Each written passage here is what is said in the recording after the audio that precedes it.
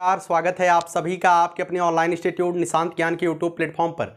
मैं नितिन उपाध्याय आप सभी साथियों का स्वागत करता हूं, अभिनंदन करता हूं आज के अपने इस वीडियो में। मित्रों, बहुत सारे बच्चे जो है सीटेट का फॉर्म डाल रहे हैं और लगातार हमारे पास तमाम तरह के मैसेज आते रहते हैं। उन संदेशों का रिप्लाई मैं वीडियो के माध्यम से आप सबको पर डे ही देने का प्रयास करता हूँ। आज विशेष करके यह वीडियो जो है सीटेट के एस्पिरेंट के दे रहा हूँ जो पहली बार सीटेट में आ रहे हैं। सबसे बड़ी बात होती है क्या बुक खरीदें ना, क्योंकि सीटेट की परीक्षा तो मैं कहूँगा बहुत बड़ी परीक्षा नहीं होती है, आप कहीं से भी पढ़ करके पास हो जाएंगे।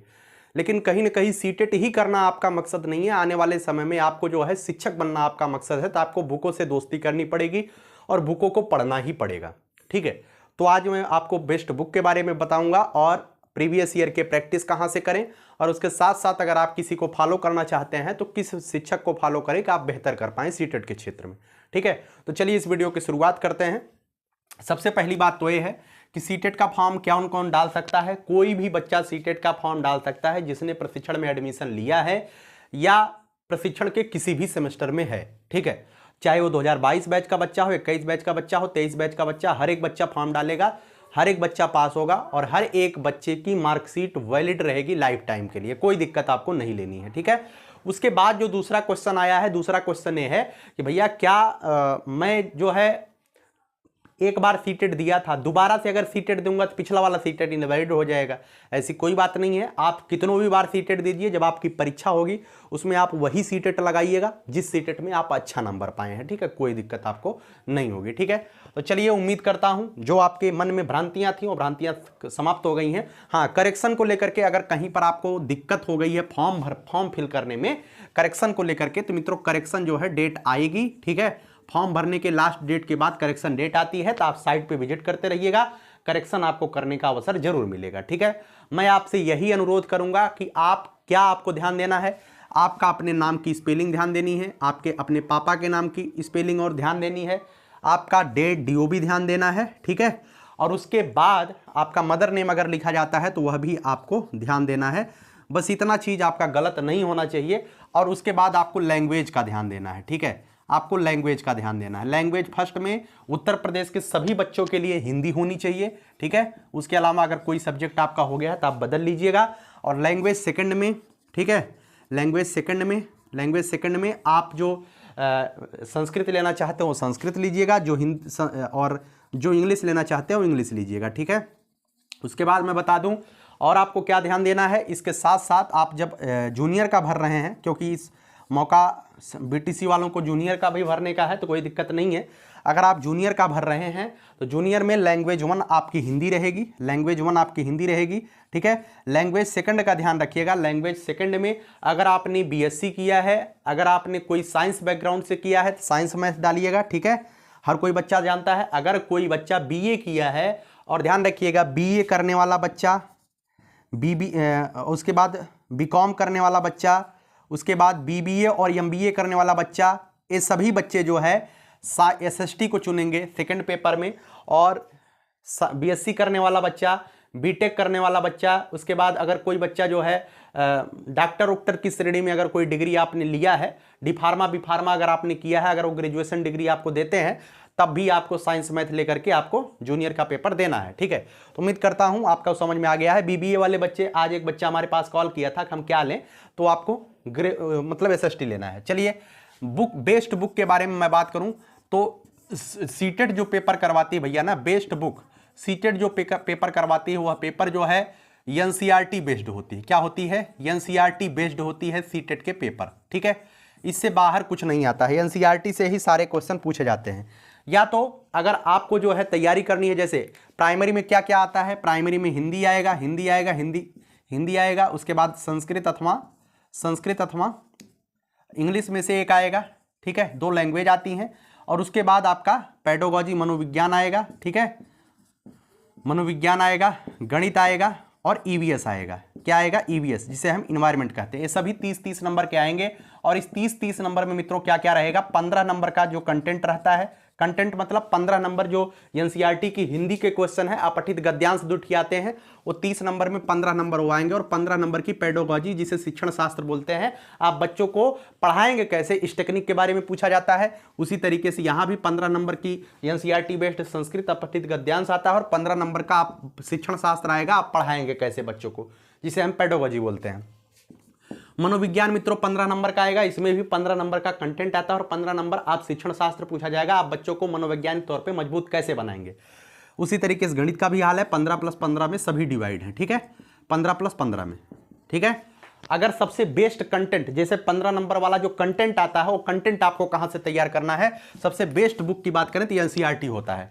जैसे संस्कृत और हिंदी की मैं बात करूं, संस्कृत और हिंदी के लिए आपको कुछ खास कंटेंट के लिए नहीं करना है, केवल और केवल प्रीवियस ईयर, सबसे पहले मैं बताता हूं, and previous year paper, Hindi और संस्कृत, हिंदी संस्कृत अथवा ये दो, फर्स्ट लैंग्वेज हिंदी है, द्वितीय लैंग्वेज संस्कृत अथवा इंग्लिश के लिए, संस्कृत अथवा इंग्लिश के 15 नंबर का जो कंटेंट आता है, 15 नंबर के कंटेंट और 15 नंबर का कंटेंट और 15 नंबर का जो पेडोलॉजी आएगी, ठीक है, उसके लिए आप केवल और केवल क्या कर सकते हैं, पीवाईक्यू को फॉलो कर सकते हैं, इससे बाहर कुछ भी नहीं आता है।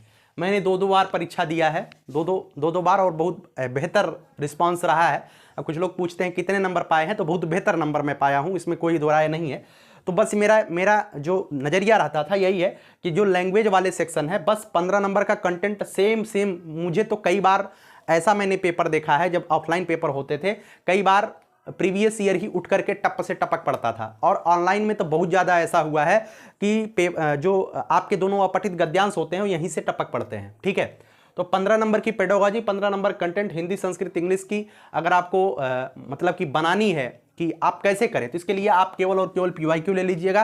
पीवाईक्यू किसकी ले, तो आप ध्यान रखिएगा यूथ कंपटीशन की, ठीक है, यूथ कंपटीशन की पीवाईक्यू ले लीजिएगा। इसमें जो इन्होंने नीचे व्याख्या किया है वह व्याख्या बहुत ही बेहतरीन है, आप इसको फॉलो कर सकते हैं, ठीक है। उसके बाद हम बात करते हैं बुक के बारे में। जैसे ईवीएस पढ़ना है, ईवीएस में 15 नंबर का कंटेंट आपको कहां से आएगा, तीसरी चौथी पांचवी में किताब चलती है सीबीएसई में, उसका नाम है आसपास, वहीं से पूरा कंटेंट आता है। अब आप तीसरी चौथी पांचवी का आसपास खरीदने क्यों जाएंगे, आपको मैं बेस्ट बुक बताता हूं। मुझे जो समझ में आया कि सीटेट के लिए सबसे बेस्ट बुक अलग अलग श्रेणी में कौन सी हो सकती है, मैं उसी को सबको बताता हूं।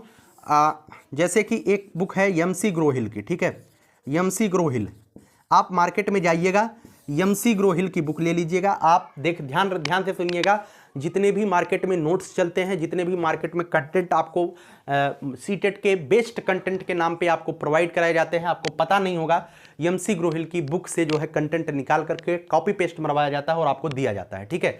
यही बुक होती है, बहुत अच्छे टीचरों को जो सीटेट पढ़ाते हैं मैंने देखा है, एमसी ग्रोहिल की बुक को फॉलो करते हैं। तो आप उस बुक को लेकर के अगर आप स्वयं से पढ़ेंगे तो कहीं ना कहीं आपका ज़्यादा लाभ होगा, बाकी आपकी इच्छा। ये पाँचों मतलब कि पाँचों तरीके से भी एमसी ग्रोहिल की बुकें आती हैं, ठीक है। राइटर अलग अलग होते हैं, एमसी ग्रोहिल राइटर नहीं है, अलग अलग राइटर होते हैं, संस्कृत की आती है, हिंदी की आती है, गणित की आती है, तो आप सभी चीज़ें ले लीजिएगा, ठीक है, और यहीं से सब कुछ मिल जाएगा। और जो पेडोलॉजी वाला सेगमेंट है, पेडोलॉजी वाला सेगमेंट आप पीवाईक्यू से कवर कर सकते हैं। मैं तो कहता हूँ आप 15-20 जो है पीवाईक्यू के मारेंगे ना, सेट लगाएंगे, तो आपको ऐसा लगेगा कि सारी चीज़ें वहीं से आ रही हैं।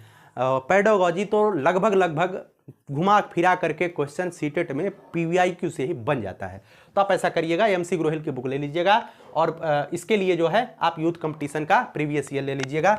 हिंदी संस्कृत इंग्लिश के लिए 15 नंबर कंटेंट, और इसके लिए आपको कुछ भी फॉलो नहीं करना है। हिंदी लैंग्वेज के लिए केवल और केवल आपको पीवाईक्यू ही फॉलो करना है। जितना पीवाईक्यू आप लगाएंगे आपको फायदा हो जाएगा। और जैसे कोई सामाजिक विज्ञान ले रहा है ना, जो कि कोई सामाजिक विज्ञान ले रहा है सेकंड पेपर के लिए, उसके लिए भी एमसी ग्रोहिल की सामाजिक विज्ञान की एनसीईआरटी बेस्ड किताब आती है। या तो कक्षा 6ठी 7वीं 8वीं का आप हिस्ट्री, पॉलिटी, ज्योग्राफी और इकोनॉमिक्स लें, एनसीईआरटी पूरा इतना किताब, या तो आप जो है एनसीईआरटी बेस्ड पूरा कंटेंट बनाया गया है एमसी ग्रोहिल प्रकाशन में, आप उसको ले लीजिए, बहुत बेहतरीन बनाया गया है, ठीक है। और बाकी मैं कहूंगा कि 120 लाना बहुत आराम से हो जाएगा। जितने पीवाईक्यू और जितने प्रैक्टिस आप करेंगे उतना ही आपके लिए फायदेमंद होगा। बाकी आपकी इच्छा, आप क्या करते हैं आपको देखना है, ठीक है। उसके बाद कुछ बच्चे पूछते हैं कि मुझे गणित वाला, गणित जिसका कमजोर है वो बल्ले बल्ले उसकी होती है, क्योंकि गणित जो इसमें पूछा जाता है बहुत बेसिक लेवल का गणित पूछा जाता है, बहुत बेसिक लेवल का। 15 नंबर का गणित का जो कंटेंट आएगा बेसिक आएगा, और 15 नंबर का जो पेडागोजी आएगी वो भी बहुत आसान ही आती है, बस पढ़ने की आपको जरूरत है, ठीक है। और सबसे बड़ी बात यह है कि आप फॉलो किसको करें, ठीक है। मुझे जो लगता है मतलब कि सीटेट के लिए आप सचिन एकेडमी को फॉलो कर लीजिएगा, ठीक है, सचिन एकेडमी। अब कुछ लोग कहेंगे क्या इसके लिए मुझे पेड कोर्स लेने की ज़रूरत है? मैं कहूँगा कि आप अगर बुक पढ़ते हैं, PYQ करते हैं और इनको फॉलो करते हैं तो किसी का पेड कोर्स लेने की आवश्यकता नहीं है, बाकी आपकी इच्छा, ठीक है। इनके जो पुराने प्रीवियस ईयर के मैराथन्स हैं, बड़ी बड़ी मैराथन 3-3, 4-4 घंटे, 7-7 घंटे की, उसको आप देख जाइए और बुक कर जाइए, PYQ कर जाइए, आपका आराम से 120 आ जाएगा, ठीक है। जो अच्छे हैं, जो बेहतरीन कर रहे हैं, उनका नाम लेने मुझे कतई दो राय नहीं है, बेहतर हैं और बेहतर कंटेंट दे रहे हैं, इस वजह से मैं इनको कह रहा हूं कि आप इनको फॉलो करिएगा। वैसे भी मेरे बताने से नहीं, काफ़ी सारे बच्चे जानते हैं, जो नए होंगे वो नहीं जानते होंगे, इस वजह से मैं इनका नाम ले लेता हूँ, ठीक है। उम्मीद करता हूँ सारी चीज़ें आपको समझ में आई है। और 120 का प्योर, अगर आपको किसी के नोट्स पढ़ने से ज़्यादा बेहतर है कि आप बुक पढ़िए और यूथ कंपटीशन का प्रीवियस ईयर का पेपर करिए, ठीक है। और भी जो कुछ हो सकता है, आप जितना प्रैक्टिस करेंगे वो आपके लिए फ़ायदेमंद होगा। 21 जनवरी को आपका पेपर होगा, इस बात को ध्यान रखते हुए आप अपनी तैयारी को आगे बढ़ाइएगा, ठीक है। पेपर जो है आप देख रहे हैं कि ऑनलाइन के मुकाबले थोड़ा सा पेपर का लेवल बढ़ा हुआ है, ठीक है। इस बात को ध्यान रखते हुए तैयारी को अपनी मजबूत करिएगा, ईमानदारी से प्रयास करिएगा, और जब आपका जो है दिसंबर बीत जाएगा उसके साथ साथ आप गोला भरने की भी प्रैक्टिस करिएगा। काफ़ी सारे बच्चों का गोला भरने में छूट जाता है, तो आपको अभी से प्रैक्टिस करनी है, ठीक है। हल्के में मत लीजिएगा, ठीक है। किसी भी चीज़ को, अगर परीक्षा आपके लिए जैसे मान लीजिए दुश्मन है, तो दुश्मन को आप हल्के में नहीं ले सकते हैं, ठीक है। इसके लिए मजबूत तैयारी, अच्छी रणनीति के तहत ही आपको लड़ाई में उतरना चाहिए। बाकी जो होता है वो ईश्वर के हाथ में होता है, हम अपनी मेहनत ही कर सकते हैं, ठीक है। कैसी लगी यह वीडियो कमेंट बॉक्स में ज़रूर बताइएगा। और आगे कुछ बच्चे पूछ रहे थे कि जो DLED 21 बैच वाले और चतुर्थ सेमेस्टर के और द्वितीय सेमेस्टर के बच्चे, आपका परीक्षा फॉर्म कब तक आ जाएगा? कि आपकी परीक्षा फॉर्म जो है मान के चलिए 20 से 25 नवंबर तक आपका परीक्षा फॉर्म आ जाएगा। इस विषय के मैं आपको खुशखबरी दे रहा हूं, आप पढ़ाई लिखाई करते रहिए। अगर 20-25 नवंबर तक आपका परीक्षा फॉर्म आ जाता है तो आपकी परीक्षाएं जो है उसके बाद 20 से 25 दिन के अंदर हो जाएंगी, ठीक है। इस बात को ध्यान रखिएगा, मैं पहले से आपको आगाह कर रहा हूँ। तैयारी आप निरंतर जारी रखिए, नहीं तो धोखा हो सकता है इस बार चतुर्थ सेमेस्टर में। ज़्यादातर 21 बैच के छात्रों के साथ धोखा होगा, ठीक है। तो तैयारी अगर आपकी अच्छी रहेगी तो क्या ही धोखा करेंगे, मेहनत करिए, ईमानदारी से आगे बढ़िए। आखिरी लाइन बोल करके वीडियो को समाप्त करूंगा। एक लक्ष्य के लिए राह देखेंगे तेरी, चाहे जमाने लग जाएं, जमाने लग जाएं, जमाने लग जाएं, या तो मिलेगी तू या तो हमें ठिकाने लग जाएं। जिस टारगेट को लेकर के आपने फोकस किया है उस टारगेट को इतने अंदाज से देखिए, इतने अंदाज से उसके लिए लगिए कि 100% तो टारगेट आपको मिल ही जाए, ठीक है कौन विघ्न ऐसा न में टिक सके मानवों के आगे, मानव जब जोर लगाता है पत्थर पानी बन जाता है। ये सीटेट बहुत नॉर्मल चीज़ होती है, अभी आपको शिक्षक की कुर्सी तक पहुंचना है, ठीक है। प्रयास करिए, जो होगा अच्छा होगा और बेहतरीन होगा, ठीक है। यही जज्बा रहा तो मुश्किलों का हल भी निकलेगा। जमी बंजर हुई तो क्या वहीं से जल भी निकलेगा। न हो मायूस न घबराई अंधेरे से मेरे साथी, इन्हीं रातों के दामन से सुनहरा कल भी निकलेगा। बहुत बहुत धन्यवाद। वीडियो को देखने के लिए आपका बहुत बहुत आभार।